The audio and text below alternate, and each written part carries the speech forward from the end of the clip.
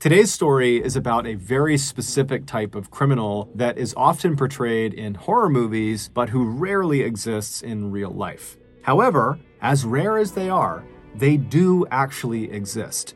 And when they decide to wreak havoc, there's often very little anyone can do to stop them.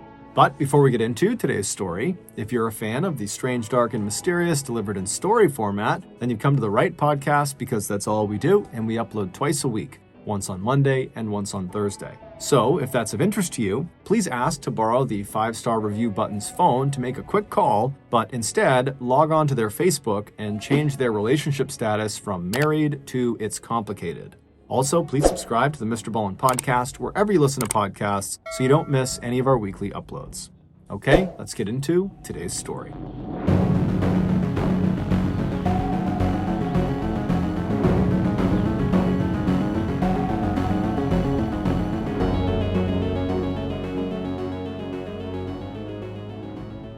At around 9:30 p.m. on Christmas Eve 1992, 18-year-old Danita Gullette finished up her shift at Rally's, a fast food hamburger restaurant in her hometown of Dayton, Ohio.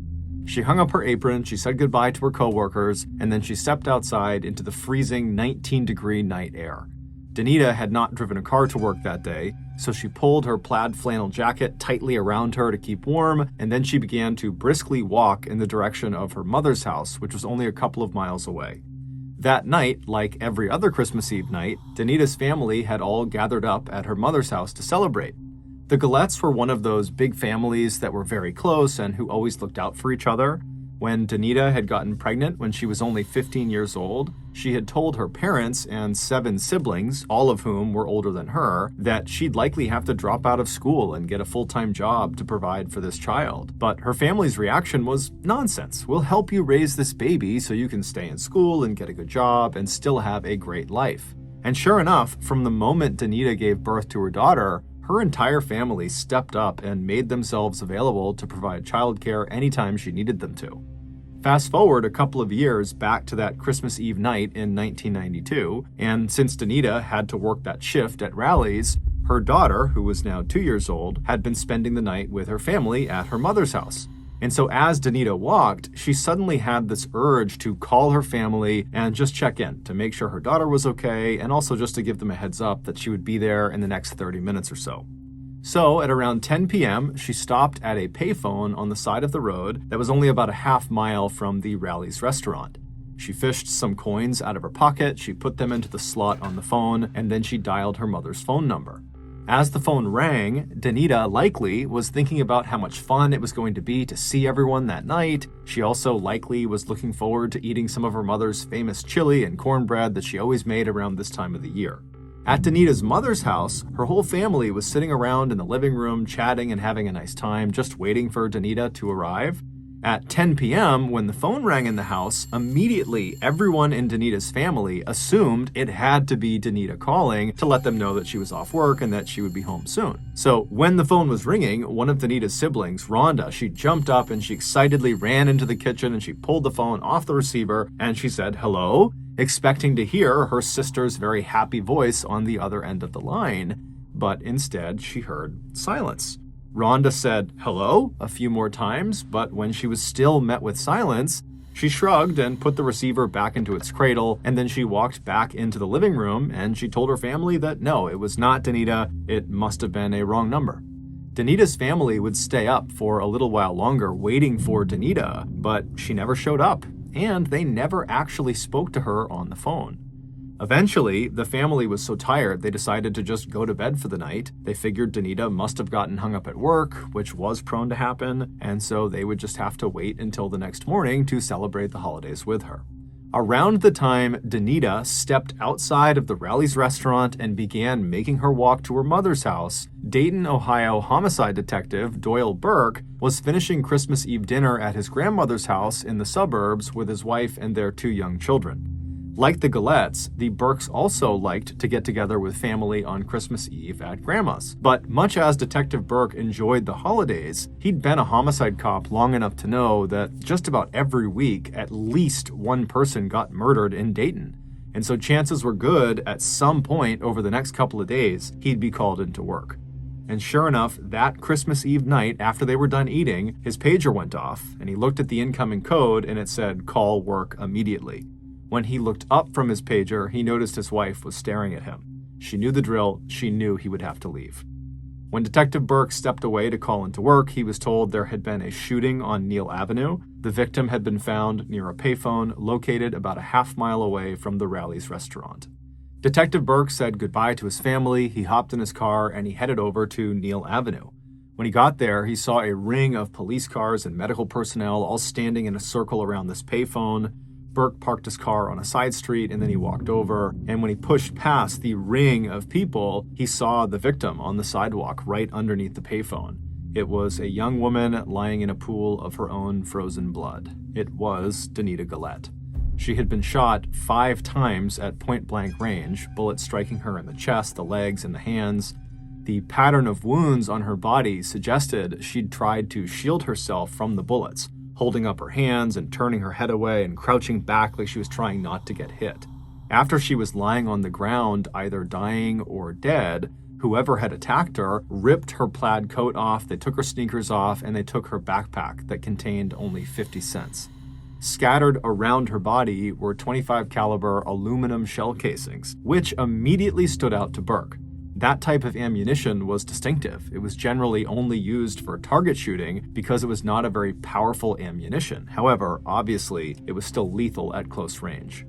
Witnesses in the area said they had heard the shots ring out and then saw 2 young men carrying pistols running away from the payphone. Shortly after Danita's family had decided to just go to bed and see Danita in the morning, they heard a knock on the front door. It was Detective Burke telling them that their Danita had been murdered. They were beyond devastated. They couldn't understand why anyone would ever want to harm Danita. She was such a happy person who everyone seemed to love. They just couldn't understand who would do this.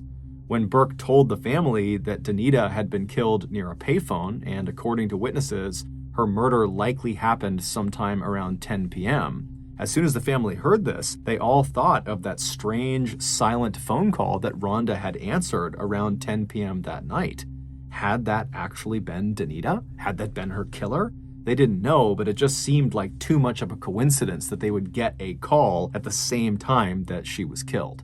After leaving the Gullette's household and filing his report on Danita's murder, Detective Burke arrived back at his home just hours before dawn on December 25th.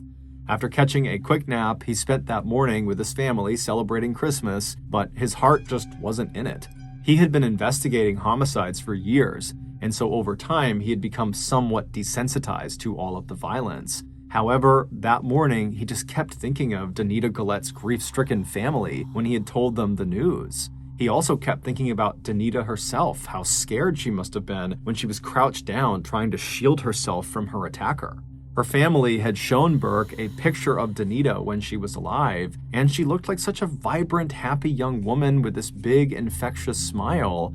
It just didn't make any sense that someone would kill her over some shoes and a jacket and a backpack with 50 cents in it. Was this actually a personal attack where they knew who Danita was and they were targeting her, and then afterwards they kind of set it up to look like a robbery? Or was this really a robbery? In which case, again, why are you killing someone over things that are worth so little? Burke kept finding himself thinking in circles about her case. He felt like there had to be more to this than met the eye. And he would be right. That night, just before 9 p.m. on Christmas Day, Burke's pager went off again. There had been another murder. This one had taken place in the northern part of Dayton, roughly 2.5 miles from where Danita had been found. The victim was 19-year-old Richmond Maddox. He was found slumped in the driver's seat of a blue Chevy Caprice that had crashed into a tree on the side of the road. But the crash hadn't killed him. What had killed him was a gunshot wound to the right side of his head, fired from point-blank range. And they searched the car. There was no weapon inside of the car, so this was not a suicide. And they checked the exterior of the car, and there was no entry point into the car from a bullet, which means the gun that shot him had been fired from inside the car. Likely, whoever was sitting in the passenger seat or in the back seat had shot this guy in the head. And considering the car had crashed into a tree, indicates that whoever did this, whoever pulled the trigger, had done it while Richmond was actively driving the car.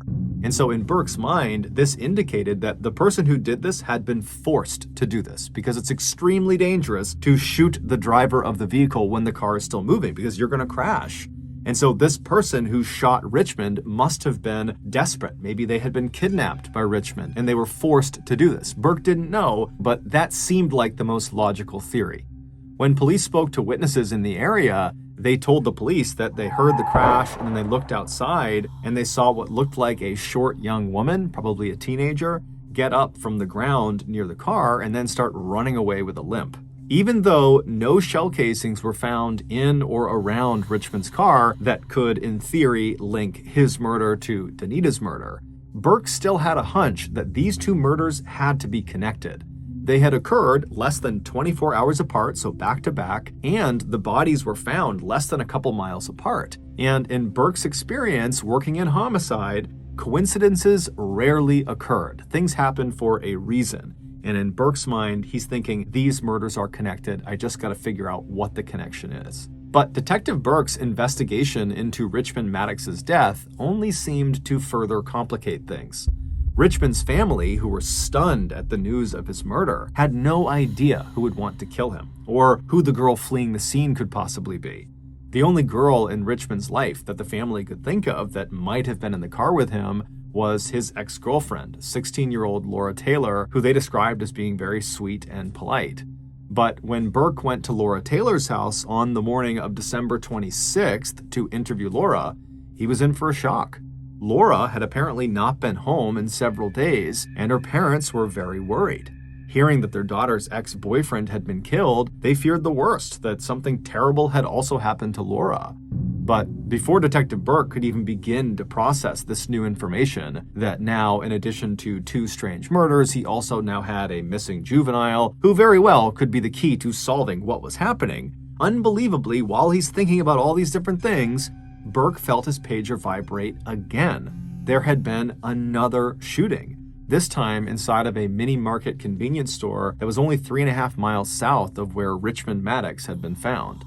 This time, there were two victims. Both were still alive, but they were in critical condition. 38-year-old Sarah Abraham was a classic American success story. After immigrating to the United States from war-torn Ethiopia, she and her family worked hard and established businesses in the Dayton area that included a restaurant and a few convenience stores. The convenience store where this shooting took place was the location where Sarah spent the majority of her time. On the day after Christmas, while Detective Burke was speaking to Laura Taylor's family, Sarah Abraham said goodbye to her 3 young children and then headed out the door to go open the convenience store for the day. Once she arrived and she opened the store and went inside, a 71-year-old regular named Jimmy Thompson came in and he stood by the register to chat with her about the holidays. And then at some point, a middle-aged man named Jones Pettis came inside as well, and he began browsing down one of the aisles. A few minutes later, a teenage girl came up to the register and tried to buy a pack of gum, but she was 5 cents short. Jimmy cheerfully reached into his pocket and gave her a nickel. She smiled, took the nickel, put it on the counter, and then she took the gum and walked out of the store. Then, a few minutes after the girl had left, 2 young men entered the store, each holding a pistol. Sarah and Jimmy immediately threw their hands up over their head, and Sarah told the gunman, take anything you want. We'll give you all the money we have. Please just don't shoot us. One of the men barked at her to open the cash register and give them all of her money. And so with shaking hands, Sarah reached down and she opened the register. She pulled all the money out. She gave it to them, and then she kept her hands up. She had given them everything they had wanted. But for some reason, the man who had taken the money from her still raised his pistol up. He put it right in her face and he fired 2 shots. One went straight through her mouth and the other went through the top of her head. And then, after she collapsed to the ground, the men began shooting at Jimmy, but amazingly, they missed him despite being right in front of him. And Jimmy, who was thinking on his feet, immediately threw himself kind of over the counter and acted like he had been mortally wounded. And so the gunmen, believing Jimmy was down as well, they turned around and they began walking out of the store. But as they were leaving, they noticed Jones Pettis, who was trying to hide at the end of one of the aisles. And so they just fired at him, striking him in the hand and in the stomach. Then the two gunmen left, they hopped in a car, and they fled. Paramedics would rush Sarah Abraham and Jones Pettis to the hospital. Jones would survive, but Sarah would die from her injuries 5 days later. When Detective Burke arrived at the convenience store that morning, the other officers who were already on scene told him that Jimmy and Jones had not gotten a good look at the shooters. They just said that they were two young men and that they didn't recognize them. After being told this information, Burke stepped inside of the convenience store to have a look around. He was already operating on the idea that this attack had to be linked to Richmond Maddox and to Danita Gullette, because again, the proximity and time to the other murders was just too much to overlook. That couldn't be a coincidence. And sure enough, right as Burke stepped into the store, this hunch of his seemed to be confirmed, because on the blood-stained ground near the counter were several .25 caliber aluminum shell casings, the same distinctive ammunition type that was used in Danita's murder. At this point, Burke was fully convinced these murders had to be linked. But the victims didn't make sense. It would turn out none of the victims' families had ever heard of the other victims or their families. None of the victims worked together or went to school together or had any interaction at all. It just seemed like the victims were kind of random. But as Burke and his partners were discussing how these crimes could be linked, Burke got yet another call. There had just been an attempted shooting at a Dayton gas station. When Burke arrived, they found this hysterical woman named Kathy Henderson, who earlier had been putting air in the tires of her black 1989 Dodge Shadow. When two young men pull into the parking lot, they hop out of the car and they walk right up to her. They raise their guns at her, and then one of them says, "You're gonna die today." And then the two men just started shooting at her. And amazingly, she managed to not get shot and she was able to run to safety, but the two men stole her car. The bullet casings that were found at the scene of this crime were, unsurprisingly, the same distinctive aluminum variety. Clearly, whoever was behind all of these shootings was not showing any signs of slowing down. And so by now, these shootings in Dayton had attracted so much attention that it was not only all over the local media, but it was all over the national media. This was all anybody in the country was talking about, that there was just these rogue people running around Dayton shooting random people, and the police apparently couldn't stop them. And so panic was spreading like a wave amongst Dayton residents and surrounding areas. It didn't seem to matter who you were or what you were doing. Suddenly, everyone felt like they could be next. On the evening of December 26th, shortly after Kathy Henderson's carjacking was reported, Dayton Police Sergeant John Huber was in his patrol car cruising the northwest neighborhood of Dayton when an all-points bulletin came across his radio. The dispatcher said to be on the lookout for the 1989 Dodge Shadow that Kathy Henderson had stolen, and that if they found it, be advised because the occupants were likely the same people perpetrating all of these shootings all over town, and so they were likely armed and dangerous. Huber had developed a knack for finding stolen cars in Dayton. He knew where all the little cutouts were and back alleys were where people like to stash their stolen cars, and so he decided he would just go looking for the Dodge Shadow. And after only being on the hunt for about 20 minutes, he looked down a dark, quiet street just a mile away from where Danita had been killed, and he saw a black Dodge Shadow parked on the side of the road. When he drove up behind it, he saw it was empty, so he called the police station and asked them to run the license plates. And when they called him back, they told him that the plates did not belong to a black Dodge Shadow. They belonged to a blue Pontiac Grand Am, and that the Grand Am was registered to a 34-year-old man named Joseph Wilkerson. Sergeant Huber was confused and thought maybe he had given them the wrong plates, but then he noticed, parked a little ways down the road ahead of the Dodge Shadow, was a blue Pontiac Grand Am. And so on a hunch, Huber drove forward and he took down the Grand Am's license plates and he called back into the police station and he asked them to run those. And they would come back and they would say, well, it turns out the plates on the Grand Am are the plates that should be on Kathy Henderson's Dodge Shadow. Meaning, clearly, in an effort to cover their trail, the suspects had switched the license plates between these two cars. And so naturally, Sergeant Huber picked up his radio and he asked if Joseph Wilkerson had reported his car as stolen. And after a few moments, the radio crackled back from headquarters that no, Joseph Wilkerson had not reported this car stolen. So Huber immediately became very suspicious of this Joseph Wilkerson person and told headquarters they should really send someone over to Joseph's property to talk to him, since most likely he was either one of the shooters or was involved in some way with all of these shootings. Huber said he would stay put on this road and he would stake out these two vehicles and wait to see if anyone came back to claim them. Detective Burke and his team were the ones dispatched to go check out the Wilkerson property. It was a small single-floor white house that was located only about 2.5 miles from where Danita had been killed. Burke opened the front gate that surrounded the property and he walked along the pathway up onto the front porch and he knocked on the front door, but there was no answer. Burke called out that, hey, it's police, you gotta open up, but there was silence in the house. Burke left the porch and walked around to the back of the house and knocked on the back door, but still no one came to the door.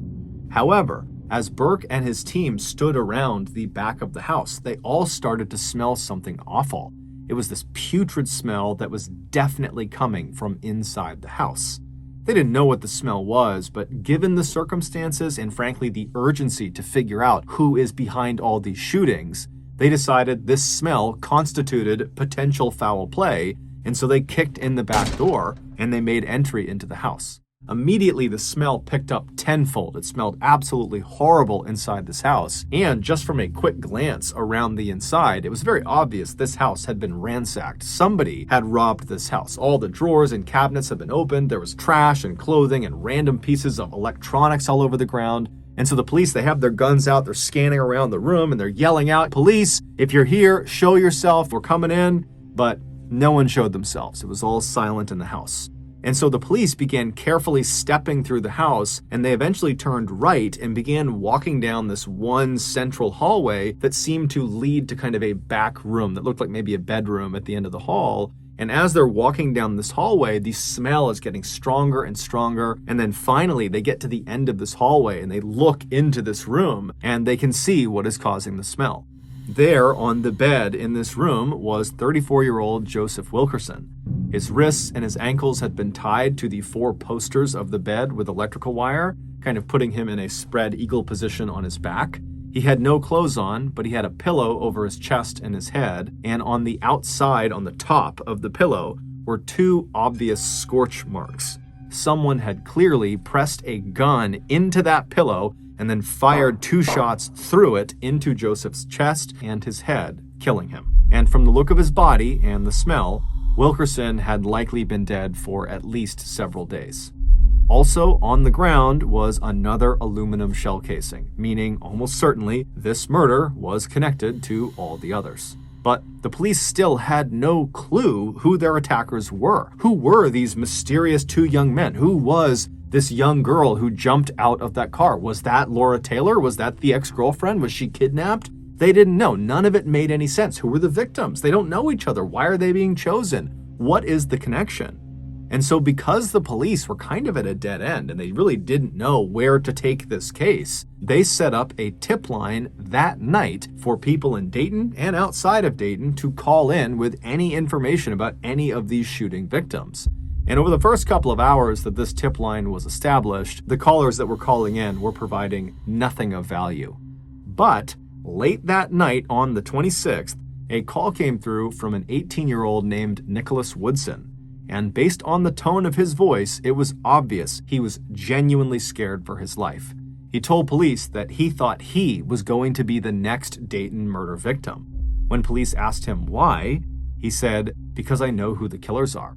There's 4 of them, and I think they're planning to kill me next to keep me from talking to you."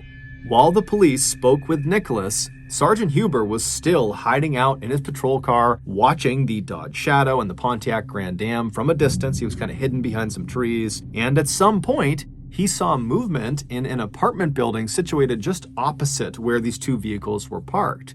3 young people walked out of the building. They walked down the front steps out onto the road. And as they crossed over the road towards the 2 vehicles, they were illuminated by the streetlight, and Huber could clearly see there were 2 young men and a small young woman. One of the men climbed into the driver's seat of the Dodge Shadow, while the other 2 climbed into the passenger and back seat of the Shadow. As the driver turned the Shadow on and pulled away from the curb, Huber radioed into headquarters that the vehicle was on the move and he needed backup right away, and then he too pulled away from the curb and began following them. After just 2 blocks, the shadow stopped, and at that moment, Sergeant Huber sped up behind them with his lights on, and immediately the passenger door of the shadow flew open and one of the 2 men took off running, but the other man and the woman stayed in the vehicle. Huber's backup had not arrived yet, so he couldn't worry about the runner. Instead, he stepped out of his car and stood behind his open car door to kind of use it as a shield, and he aimed his pistol at the driver and he yelled for them not to move. Inside the Dodge, the interior light was now on, and it showed the man was still sitting in the driver's seat, not really doing anything, and the young woman who was in the car, who was in the back seat, she was becoming hysterical, and she was screaming at the driver to shoot him now, shoot him now. But the driver didn't do anything. And then moments later, backup arrived, and they were able to pull the man and the woman out of the Dodge without a fight, and they arrested them both. They were 19-year-old Marvalis Keene, and the young woman was none other than 16-year-old Laura Taylor, the ex-girlfriend of Richmond Maddox, whose family had reported her missing. The police searched the nearby buildings for the man who had run, and they quickly found him. He had gone back inside the apartment building that Sergeant Huber had originally seen the trio come out of before they got into the Dodge Shadow. The runner was 17-year-old DeMarcus Smith, and with him in the building he was attempting to hide inside of was 20-year-old Heather Matthews, and she was actively trying to hide DeMarcus. And so both of them were arrested as well. When all 4 of them were brought back to the station, the police noticed that Marvalis was wearing Danita's flannel jacket and DeMarcus was wearing Danita's sneakers. Additionally, while these 4 were being processed at the police station, a call came in from a team of police investigators who were searching the Dodge Shadow, and they would say that they recovered 2 guns, a .32 caliber Derringer pistol and a .25 caliber pistol that contained the same distinctive aluminum ammunition that was used in almost all of the murders. The police had just caught their killers, and they would soon find out they had done a lot more damage than the public was aware of. The police would interrogate all 4 of them that night, starting with Laura Taylor, who they thought would be the easiest to get information from because she was 16, so she was the youngest, and she was considered to be very kind and thoughtful. But Laura would remain silent for the entire long interrogation, and when she was asked at some point if she wanted to take a break to go use the restroom, she just stood up and urinated directly onto the floor and then sat back down again in silence. But Laura was the only one who acted tough. The other 3 talked, and before long, the police heard the whole awful story of what they had done. It all started back on the night of December 24th, Christmas Eve. Laura, Heather, and Marvalis were sitting around together talking about how they needed money. And at some point, Laura suggested they rob a guy she knew, Joseph Wilkerson. She said he probably had lots of nice things in his house, and I know he has a car, so we can take all of that. The other 2 liked the idea, and so Laura called Joseph and asked him if he wanted to be a part of an orgy with them, and Joseph said yes. So the trio walked over to Joseph's house, he let them in, and then the 2 girls and Joseph walked back into that back bedroom while Marvalis sat on the couch in the living room. In the bedroom, Joseph laid on the bed and he took his clothes off, and Heather and Laura pretended to start taking their clothes off when suddenly Marvalis, as planned, came bursting into the room with his pistol held out in front of him. He aimed it at Joseph and told him not to move, and then he ordered Heather and Laura to tie Joseph's hands and ankles to the 4 posters of the bed. Joseph immediately begins to beg for his life and tells them they can take anything they want in the house. Anything in this house, it's yours, just please don't shoot me. Marvalis instructed the girls to go search his house for valuables. And so while Marvalis is standing there with the gun aimed at Joseph, perhaps in an attempt to kind of bargain his way out of this, says to Marvalis, hey, I have a really amazing gun, a .32 caliber Derringer that I have hidden in the garage. If you want it, I can tell you where it is. And so Marvalis was totally interested, and he said, yeah, tell me where it is. And so Joseph explained where to go in the garage, and so Marvalis left the room, he went into the garage, and he would eventually find this little gun, this .32 caliber gun. And then when Marvalis walked back into the bedroom with Joseph, he promptly walked over to Joseph, grabbed a pillow, he put it over Joseph's chest. Joseph is just looking up at him, wondering what he's doing. And then Marvalis took this new gun, this .32 caliber Derringer, and he pushed it into the pillow so it was aiming straight down at Joseph's body. Joseph pleaded with him not to shoot him, but Marvalis pulled the trigger and he fired a shot through the pillow into Joseph's chest. Joseph began screaming, and then he made this guttural sound and his whole body began to shake. And so the other two girls, they heard the sound of the shot, so they came running back into the bedroom. And when they saw what was happening, they just stood there. And then Laura looked over at Marvalis and said, "Hey, can I shoot him too?" And Marvalis says, "Sure." And he hands her the .32 caliber Derringer, the one they had taken from the garage. And Laura takes the gun. She walks over to the still shaking Wilkerson. She repositions the pillow on his face. She pushes the Derringer into the pillow, aiming right at Joseph's face. And then she pulls the trigger, but it doesn't fire. And so frustrated, she turns away from Wilkerson, who's still making all sorts of noise. He's still shaking. And she walks over to Marvalis and says, "Let me use your gun." And so Marvalis pulls out a .25 caliber gun. It was his gun. It was the gun that used aluminum shell casing rounds. And he hands it to Laura. And so Laura hands him the Derringer. She takes the .25 caliber. And then she walks right next to Joseph again. She grabs the pillow and makes sure it's flush to his face. She puts the .25 caliber gun up against the pillow, aiming it right at Joseph's face, and then she pulls the trigger. This time the gun would fire, and as soon as it did, Joseph's body stopped shaking and he went limp.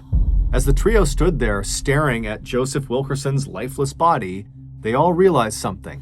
Killing was actually quite fun. The trio left the bedroom and began eating Wilkerson's food and watching his TV and looking for things to steal, all the while happily talking about how amazing the killing experience had just been. Eventually, though, their killing high had worn off, and they realized that Wilkerson did not have any cash in the house, and really, he didn't have nice stuff in his house, so they couldn't really even sell very much of it for very much money. And so they decided they needed to go rob somebody else to get the money they needed. But first, they recruited another friend of theirs, DeMarcus Smith, to come over and join them. When DeMarcus arrived, he, along with Laura and Marvalis, left Wilkerson's house, leaving Heather behind to watch over the place. The trio walked away from the house towards town, keeping an eye out for anyone who was out alone and could potentially be an easy target to mug. And eventually, around 10 p.m., they spotted a young woman they didn't know standing near a payphone. It was Danita, and she was fishing coins out of her pocket to put into the phone. By the time Danita had finished dialing the number of her mother's house, she heard the sound of Marvalis and DeMarcus come running up behind her, and when she turned around, she saw they had guns pointing at her, so she dropped the phone. Then the two men demanded she give them her shoes, which she instantly did, but then, simply because he thought it would be fun, Marvalis still just started shooting her. So he shot Danita 4 times, and then DeMarcus, who had not been a part of the Wilkerson killing, just immediately joined in, and he shot her a 5th time. After she was laying on the ground, dead or dying, the two men yanked her plaid jacket and her backpack off, and then they ran back to Laura on the other side of the road, and the trio retreated back to the Wilkerson house. When Danita's sister, Rhonda, picked up that phone call around 10 p.m. and was met with silence, that really had been her sister Danita calling, but Danita had died literally seconds before the line had connected. Even though, once again, their robbery target did not yield them very much in terms of monetary value, the friends felt like this second murder was still a really good thing. It was a turning point for them. They felt invincible. Killing was the best high that any of them had ever experienced. So in some ways, it didn't matter that they weren't making any money out of these robberies. It was the killing part they liked. To celebrate their murders, the 4 friends threw a party that night at Wilkerson's house. So Wilkerson's dead body is just literally decomposing in the bedroom. They just shut the door during this party. One of the people who showed up to this party was Jeffrey Wright, one of Heather's former boyfriends. And at some point in the night, Heather and Jeffrey got into this huge argument, and Jeffrey grabbed Heather by the hair and started dragging her into a back room. And so, drawn by the commotion of this, Marvalis burst into the room after them and chased Jeffrey, who leapt out of a window.